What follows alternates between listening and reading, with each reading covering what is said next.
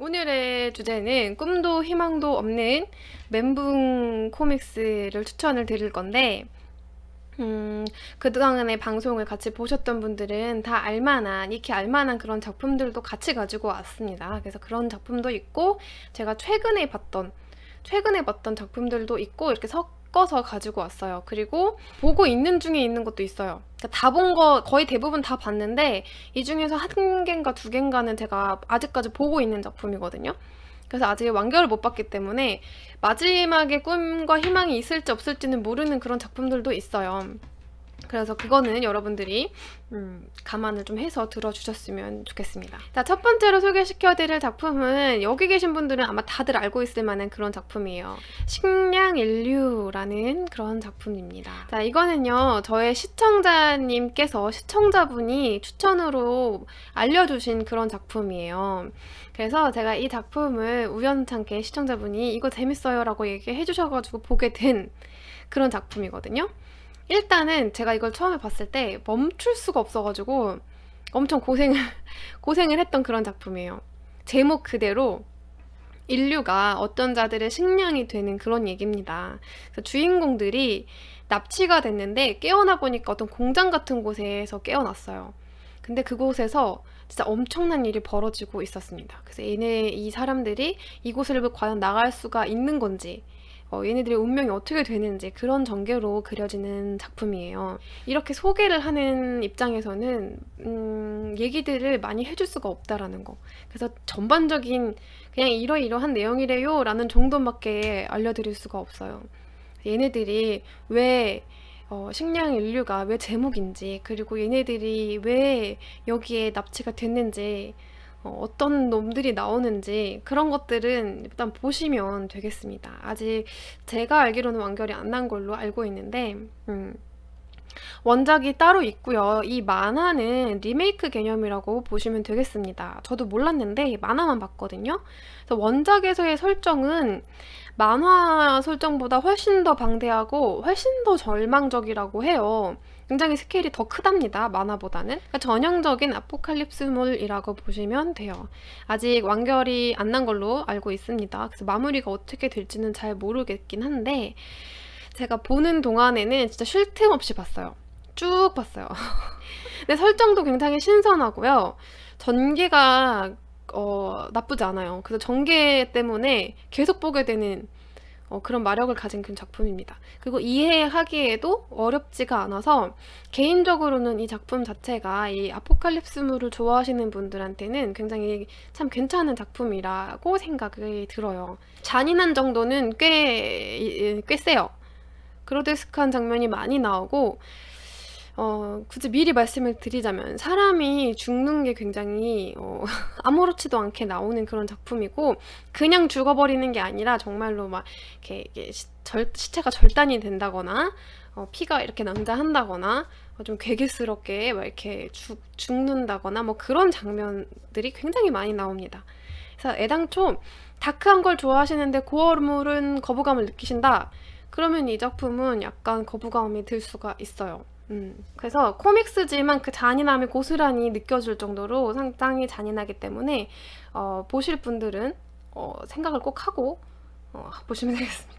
자, 다음 작품 또 소개를 해드리도록 하겠습니다. 다음 작품은요, 이건 제가 최근에 본 건데, 자, 두 번째 작품은 마법소녀 오브 디 엔드라는 작품입니다. 아, 마법소녀가 언제부터 이렇게 된 걸까요? 마마마 알고 계시는 분들 있죠? 마법소녀 마도카 마기카, 그 작품이 굉장히 멘붕물로 유명하고, 그리고 그 결말도 참 좀 이렇게 사람을 벙찌게 하는 그런 결말이에요. 근데 그것보다 조금 더 멘붕이 오는 그런 작품입니다. 얘도 마법소녀물인데요.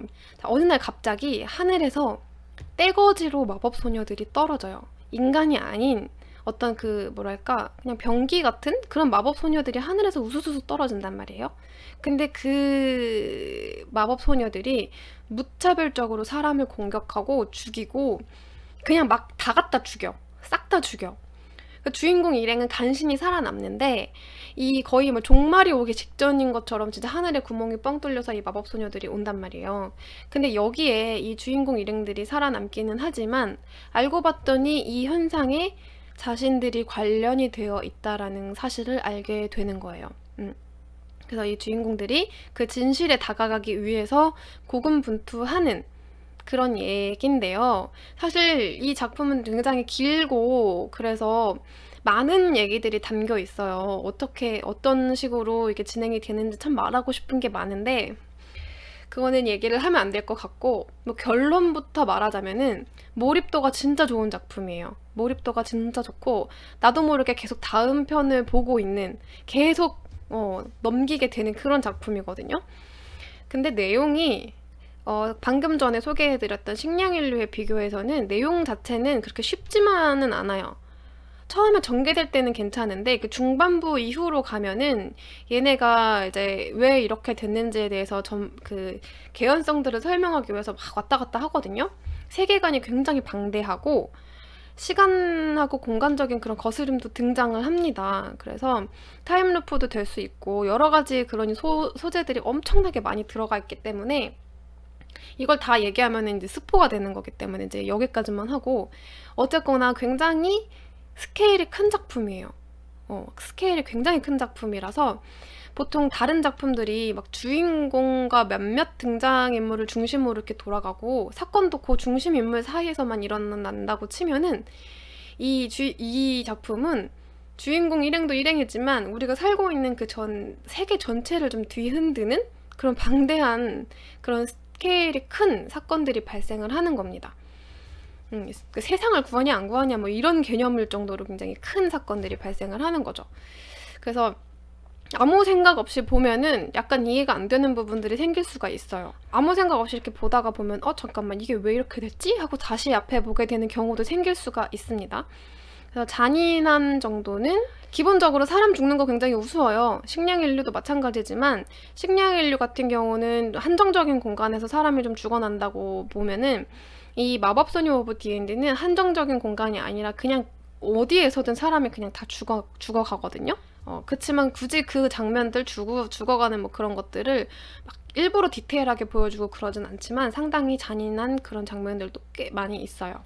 나는 이거를 보려고 본 게 아니었어요. 근데 진짜 보려고 본 게 아니라 다른 거랑 착각을 해가지고 그거를 잠깐 보다가 이게 뭐였지 하고선 얘를 잠깐 봤는데 그 잠깐 본 게 끝까지 보게 된 거야. 그만큼 흡입력 있고 몰입도가 높은 작품이기는 해요. 자, 세 번째 작품은요, 이 작품입니다. 제목이 너무 제목부터 좀 자극적이긴 한데 근데 얘는 식량인류나 마법소녀 D&D에 비해서는 그렇게까지 그 정도까지는 아닌 작품이에요. 국내에 정발이 된 작품이고요. 아직 1권밖에 나오지가 않았어요. 일본에서는 5권까지 나왔다고 해요. 이거는 어떤 내용이냐면은 어린 친구들이 3명의 남자아이와 2명의 여자아이, 이 어린 친구들이 5명이죠. 이 5명의 친구들이 11살 때 사람을 죽이게 돼요.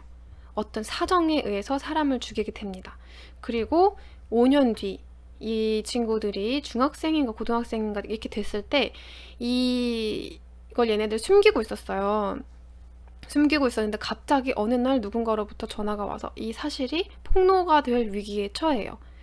그래서 이 친구들이 그걸 이제 파헤쳐 나가는, 이 어쨌든 죄를 진 거잖아. 죄를 진 건데 이걸 가지고 또 이용하는 사람이 생기고 여튼 아무튼 그런 작품입니다. 그래서 이 친구들이 거기에 이제 맞서 나가는 그런 내용들이에요. 그래서 중간에 반전도 있고 그리고 나름 분위기도 꽤나 다크하고 그런 작품이죠. 그렇지, 나는 내가 지난 여름에 한 짓을 알고 있다. 딱 저런 제목의 형태로 전개가 되는 그런 작품입니다. 그래서 보다 보면은 얘는 그렇게 막 속도가 빠르게 진짜 다음 편 어떻게 되지? 다음 편 빨리 봐야 되네. 그냥 막 봐주는 작품 그런 정도까지는 아닌데 그래도 이쪽에 취향이 있으신 분들한테는 나쁘지 않게 끝까지 볼만한 그런 작품이라고 생각은 들어요. 그래서 뼈가 썩을 때까지라는 작품은 앞서 소개해드렸던 두 작품보다는 잔인함 정도나 그리고 멘붕 정도 이런 것들은 사실상 거의 애기 수준이에요. 잔인하기도 한데 약간 얘네는 뭐랄까 스토리에 좀 중점을 두다 보니까, 그리고 어린 친구들이 주인공이라서 그러니까 방대한 스케일을 가지고 있다거나 그러진 않아요. 근데 현실에서 일어난다고 하면은 영화의 소재로도 쓰일 법한 뭐 그 정도 스케일? 내가 너무나도 방대한 다크한 맹분물 이런 것들을 봐가지고 얘는 약간 애기 수준으로밖에 안 느껴지거든요. 그렇지만 또 여러분들 같이 또 이렇게 이런 쪽에 잘 모르시는 분들은 이것조차도 다크할 수 있고 좀 힘들 수 있어요. 그건 감안하셔서 보시면 되겠습니다. 네 번째 작품은 시그널 100. 자, 이거는 제가 예전에 한번 언급은 했었던 작품이에요. 이 작품의 배경부터 말씀을 드릴게요. 배경은 학교입니다. 그리고 같은 반 친구들이 주요 등장인물로 나와요. 같은 반 친구들이 데스게임에 강제로 참여하게 되는 그런 얘기예요. 한 학급이. 쉽게 얘기하면은 배틀로얄 알고 계시죠? 배틀로얄과 흡사한 그런 작품이라고 보면 되겠습니다. 담임 선생님을 아주 똥으로 보는 그 한 학급 친구들이 있어요. 한 2반 친구들이 한두 명 빼고는 거의 담임을 무시한다고 봐야 되겠죠. 그래서 그렇게 했는데 어쨌든 결국에 담임은 자살을 하고 그의 복수극이 시작이 되는 이야기입니다. 이거는 이제 극 초반부에 나오는 얘기니까 뭐 대단한 스포는 아닌데요. 이렇게 해서 이 학급 친구들이 데스게임에 강제적으로 참가를 하게 되는 그런 얘기입니다. 그래서 배틀로얄과 비슷한 설정을 가지고 있고 차이점이 있다면은 오히려 배틀로얄은 뭔가 터무니없는 설정 같아도 잘 생각해보면은 현실적이에요. 타임 리밋이 걸려있는 목걸이가 있고 그리고 마지막 한 명이 살아남을 때까지 서로를 죽여야 하는 서바이벌이잖아요. 근데 이런 설정들이 그래서 자기가 자기네 반 친구들을 어쩔 수 없이 내가 살기 위해서는 상대를 죽일 수밖에 없는, 그래서 그걸 못 죽이겠으면 오히려 이제 본인들이 자살을 한다거나 이런 선택을 하기도 하죠. 이런 설정들을 비슷하게 가지고 있긴 한데 시그널 100 같은 경우는 같은 반 친구들을 죽고 죽이는 데 있어서 좀 더 과격하고 자극적이에요. 물론 이 친구들의 감정선의 변화, 처음에 망설임 이런 것들도 다 있고 하지만 기본적으로 얘네는 굉장히 과격하게 진행이 됩니다. 근데 제 개인적인 리뷰를 하자면은 이런 작품이 이렇게 특징이 이제 한정적인 장소에서 이렇게 벌어지는 것들이거든요. 이 작품 같은 경우는 학교가 배경이고 이 학교 안에서 다 벌어지는 일들이에요. 그래서 긴장감, 압박감 이런 것들이 계속 되다 보니까 저는 이 작품을 볼 때 연달아서 몇 시간 동안 계속 보고 있잖아요. 계속 보고 있으면은 좀 많이 피로해졌어요. 보다 보면은 좀 이렇게 많이 내가 피로해져. 답답해가지고 그런 느낌이 있어요. 딱히 훨씬 다른 작품에 비해서 훨씬 다크해서도 아니고 훨씬 잔인해서도 아니에요. 그냥 이 작품의 특수성인 것 같아. 얘네가 가지고 있는 그 작품의 전개 방식이나 그리고 배경이나 이런 것들이 조금 뭐랄까 폐쇄적이다 보니까 그래서 좀 더 제가 그런 걸 많이 느꼈던 것 같아요. 자, 그리고 다섯 번째로 소개해드릴 작품은요.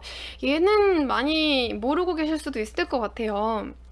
이 AD7000이라고 적혀있는 이 작품은 K툰이라고 그 웹툰 사이트가 있는데 K툰 공포 단편선에서 연재된 작품 중에 하나입니다. 16부짜리예요. 16부작. 16부작으로 구성이 되어 있는데 제가 감히 예상을 하건데 이 작품도 보시게 되면은 아마 한 번에 읽히리라 감히 예상을 좀 해봅니다. 시청자 추천으로 보게 된 작품이거든요. 링크를 하나 보내주셨는데 이 작품에 링크가 있었어요. 그래서 얘를 봤는데 진짜 그때 자려고 누운 상태였어요. 자려고 누워서 조금만 보다가 자야겠다 이 생각으로 본 건데 다 읽고 잤거든요. 근데 뭐 그렇다고 다 읽는다 엄청 오래 걸리진 않아요. 16부작이니까 그렇게까지 오래 걸리진 않는데 그만큼 읽게 되는, 그러니까 몰입도가 있는 그런 작품이에요. 타이틀에 공포 단편선이라고 적혀 있어서 이제 뭐 호러 쪽인 거라 생각을 하실 수도 있는데 호러는 아닙니다. 굳이 구분을 하자면 식량인류 같은 아포칼립스물에 해당을 해요. 어떤 내용이냐면은 간단하게만 설명을 드리면 주인공이 살인 누명을 써요. 그리고 살인자가 돼서 미래 추방형이라는 벌을 받게 됩니다. 확정을 받게 돼요. 살인자로 이렇게 낙인이 찍혀가지고 그래서 잠에서 깨어납니다. 미래로 추방형이라는 거는 일정 시간보다 더 먼 미래에서 깨어났을 때 사람은 굉장히 패닉 상태에 빠진다고 하죠. 그래서 그런 설정으로 이걸 가지고 온 거예요. 그래서 잠에서 깨어났는데 너무나도 많은 시간이 지난 그런 상태였어요. 근데 그 잠에서 깨어난 곳이 상상도 할 수 없는 곳이었던 거예요, 여기가.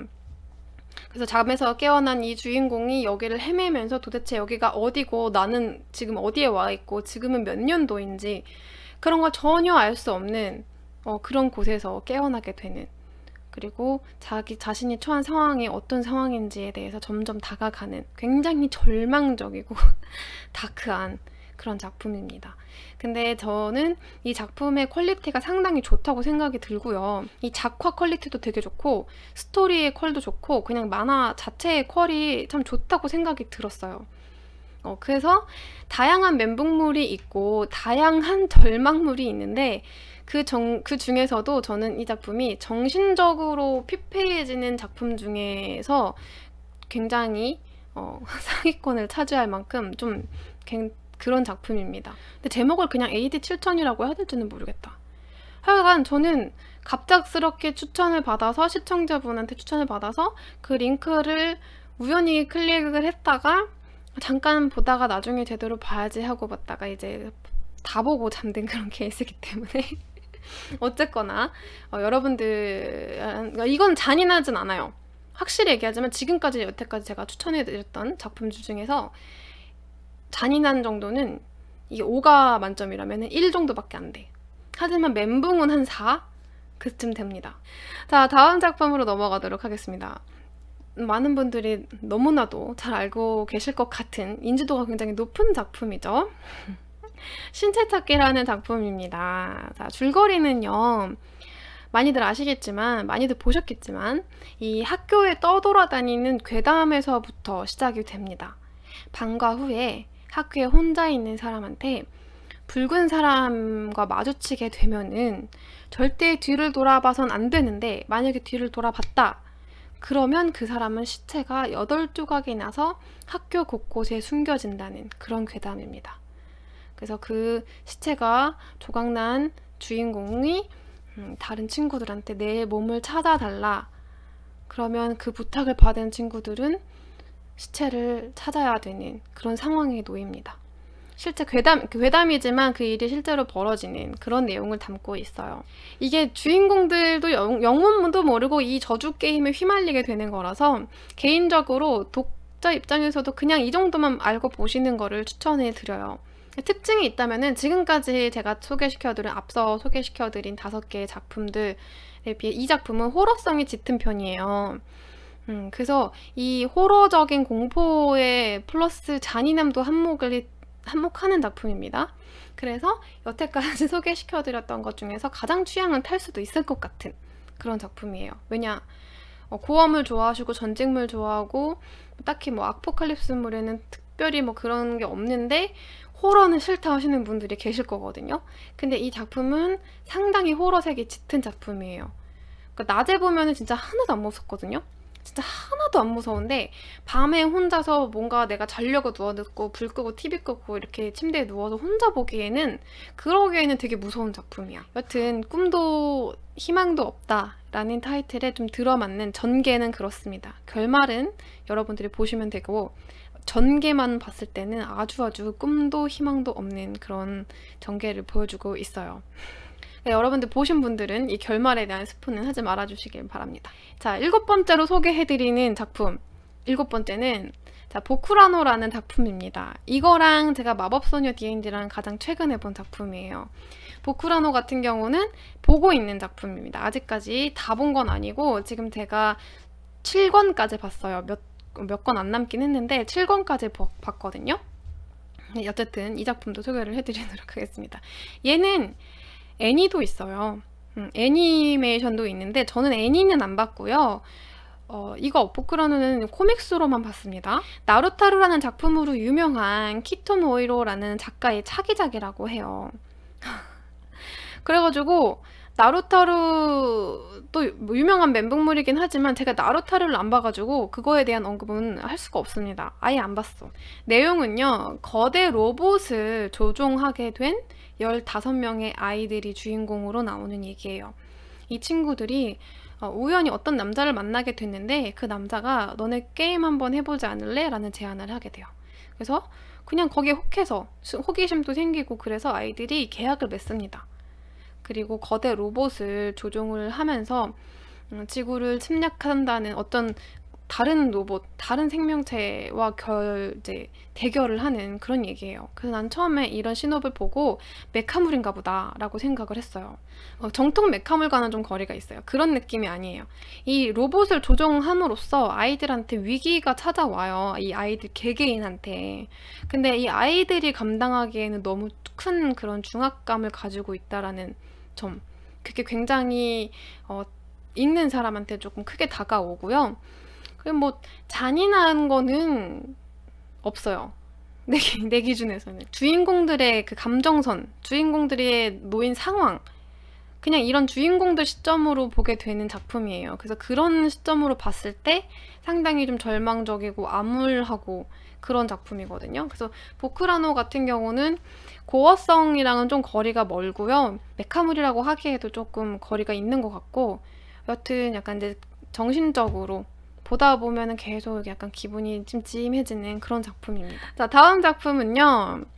8번째 작품입니다. 8번째는 친구 게임이라는 작품이에요. 이는 별책소년 매거진에서 연재 중인 만화책이고요. 친구들이 어떤 게임에 참가하게 되면서 벌어지는 얘기예요. 그래서 보통 이 작품들을 소개할 때 다른 분들은 우정 파괴물이다 뭐 이렇게 소개들을 하시더라고요. 전개를 보다 보면은 이제 계속해서 다른 종목의 게임이 계속 진행이 돼요. 근데 처음에 보면 주인공이 거의 먼치킨급으로 활약을 굉장히 많이 하거든요. 뭔가 되게 깔끔하게 끝날 것 같은 느낌이 들지만 노게임 노라이프처럼 뭔가 이렇게 주인공이 거의 다 하거든요. 근데 그 이면에 게임이 진행되면 진행이 될수록 얘네들의 심리를 좀 건드려가지고 이 사람과 사람 사이에 우정 간에 금이 갈 수 있는 그런 정신이 좀 피폐해지는 그런 상황들이 많이 놓이게 돼요. 그래서 그런 상황에 놓인 친구들의 이야기들을 다룬 그런 작품입니다. 근데 그 중간중간에 있는 그 사람 심리를 건드리는 여러 가지 것들이 있거든요. 뭔가 선택을 해야 되는 상황이라든지 그런 것들을 되게 많이 노려. 그러면 그런 부분들이 나올 때마다 굉장히 찝찝하고 내가 이 상황에 놓였어도 조금 이렇게 이 관계에 대해서 다시 생각해 보게 되고 그런 상황이 오게 됩니다. 그래서 우정 파괴물이라고 왜 불리는지는 알 것 같아요. 9번째로 소개시켜드릴 작품이 왜 그렇게 제가 친구 게임과 비교가 될 만큼 잔인하다고 했냐면 9번째 작품은 데드튜브입니다. 내가 이런 이미지를 가지고 올 때요. 특히 오늘 소개시켜드리는 작품은 이런 이미지 가져오는데도 되게 많은 생각을 하고 되게 많은 몇 번의 생각을 거듭해서 이렇게 가지고 온 거예요. 사실 굉장히 잔인하고 자극적인 사진들이 그런 컷들이 너무 많아서 나름 고르고 골라온 덜 잔인하고 덜 자극적인 사진으로 골라온 그런 겁니다.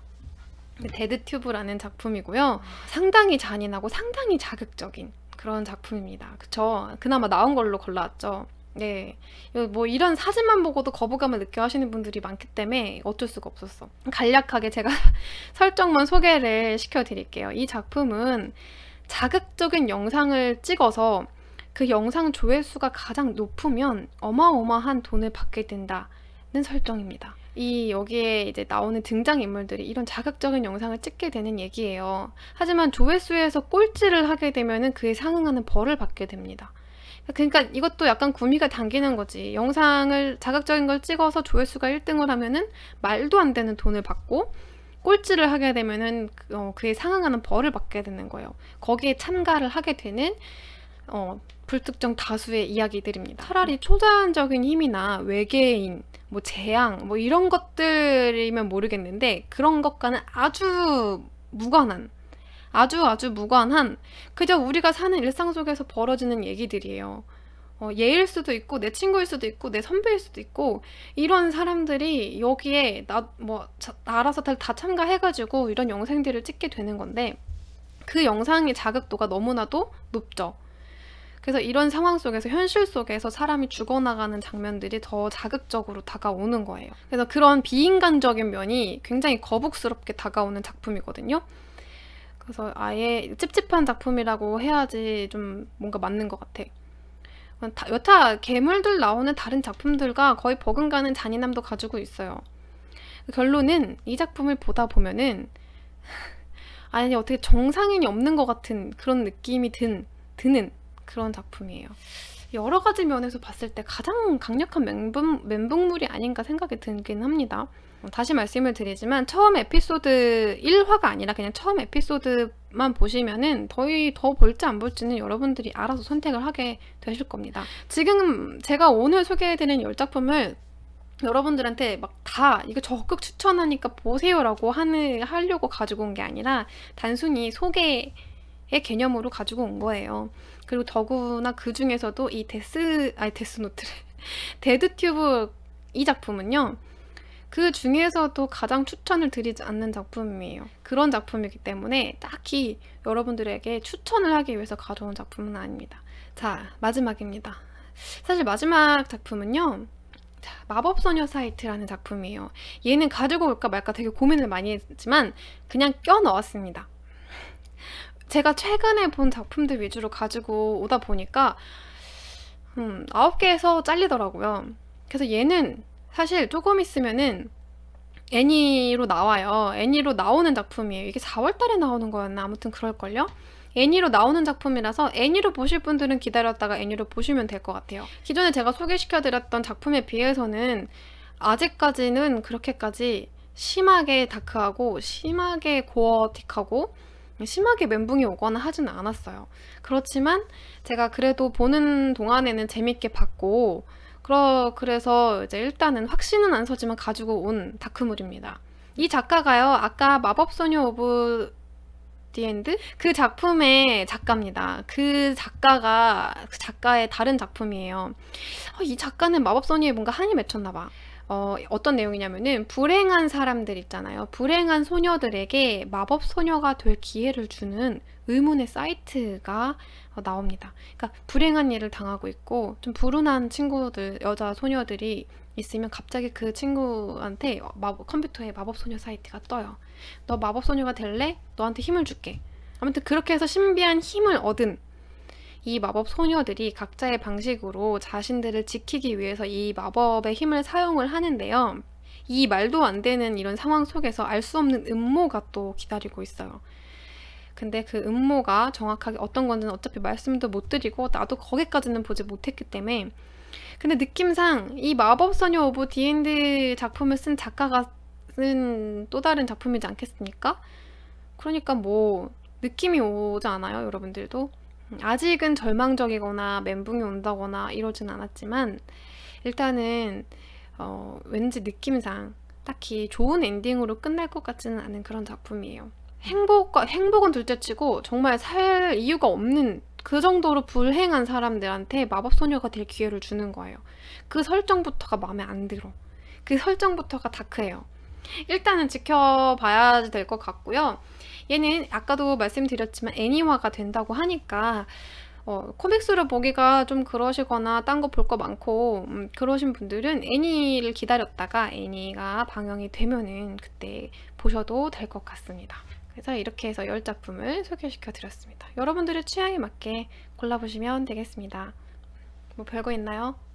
잔인한 것도 보고 다크한 것도 보고 그냥 그렇게 보다가 또 일상물도 보고 또 행복한 것도 보고 개그물도 보고 그러는 거죠.